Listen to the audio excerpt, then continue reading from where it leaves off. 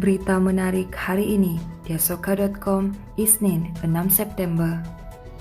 Kita mulakan dengan perkembangan berita-berita menarik dengan perkembangan tragedi Pro2 Myvi yang dihanyutkan arus deras dalam insiden di Sungai Kionsom, Kampung Dambai, Inanam hari ini yang turut kami bawakan secara langsung menerusi medium Facebook Live di laman rasmi Facebook di asoka.com.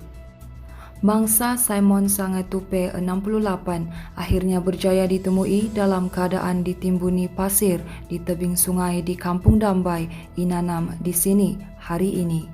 Mayat mangsa yang ditemui dua beradik kira-kira jam 1.30 tengah hari itu kemudiannya dimaklumkan kepada pihak berkuasa yang segera ke lokasi penemuan.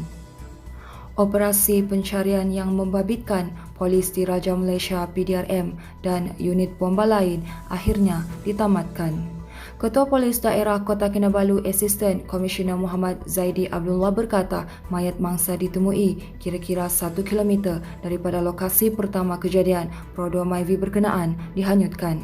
Katanya mayat ditemui tertanam di dalam timbunan pasir di kawasan Kampung Dambai iaitu sejauh 800 meter daripada lokasi penemuan kenderaan berkenaan.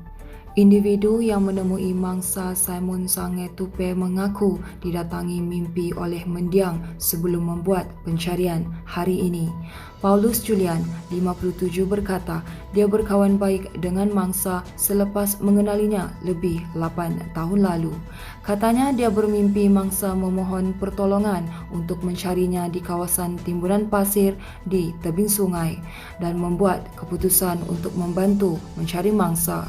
Paulus berkata dia amat bersedih namun bersyukur kerana berjaya menemui mangsa yang hilang sejak Jumaat lalu. Kami sekeluarga amat bersedih kerana bapa ditemui dalam keadaan sangat memilukan namun bersyukur bapa ditemui. Demikian kata Joseph Yong, 34, anak kepada Simon Sangetupe yang ditemui tertanam di timbunan pasir di tebing sungai Kampung Dambai, Jalan Kionsom Lama, Inanam di sini hari ini. Katanya walaupun sedih dengan keadaan bapa, namun mereka bersyukur kerana dia dapat ditemui selepas 3 hari pencarian. Beliau juga berkata mereka sekeluarga amat berterima kasih kepada semua pihak yang membantu sejak hari pertama kejadian. Sementara itu, suasana di lokasi penemuan mayat mangsa diselubungi perasaan pilu dan sedih apabila ahli keluarga dan kenalan turut hadir di kawasan itu. Berita seterusnya, Sabah masih memerlukan 2.6 juta dos vaksin COVID-19 bagi memenuhi keperluan penduduk yang belum divaksin dan belum melengkapkan suntikan kedua. Ketua Menteri Datuk Seri Haji Jinor berkata jumlah itu hanya untuk penduduk dewasa dan belum mengambil kira jumlah penduduk berumur antara 12 tahun hingga 17 tahun. Katanya sehingga 4 September lalu, seramai 122,190 individu berumur 18 tahun ke bawah berdaftar dalam sistem MySejahtera sebagai penerima vaksin COVID-19 di Sabah. Haji Ji berkata, peratusan penduduk dewasa yang menerima vaksin lengkap di Sabah meningkat kepada 44.8%, manakala 63.7% penduduk sudah menerima dos pertama.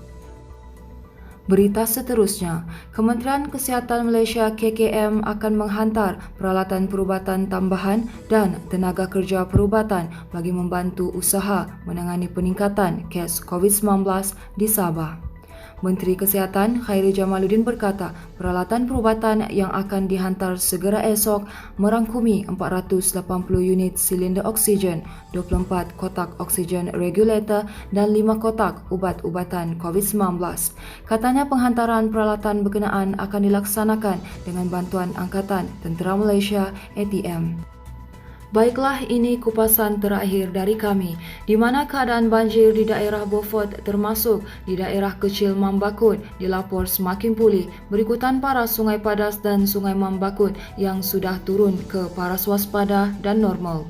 Jurucakap Angkatan Pertahanan Awam Malaysia APM Beaufort berkata berikutan itu semua mangsa yang dipindahkan di Pusat Pemindahan Sementara PPS sejak Khamis lalu dijangka dibenarkan pulang hari ini. Seramai 75 mangsa membabitkan 25 keluarga dari Kampung Brunei, Sungai Damit dan Skim Kampung Brunei ditempatkan di PPS Dewan Datuk Muhammad Dun Banir, Beaufort. Berdasarkan laporan Sekretariat Pengurusan Bencana Daerah Beaufort, keadaan banjir di kediaman penduduk terbabit sudah pun surut, manakala laluan masuk ke kampung masing-masing juga boleh dilalui semua jenis kenderaan. Baiklah, itu sahaja yang dapat kami kongsikan setakat ini. Teruskan bersama kami untuk mendapatkan berita komprehensif hanya di diosoka.com.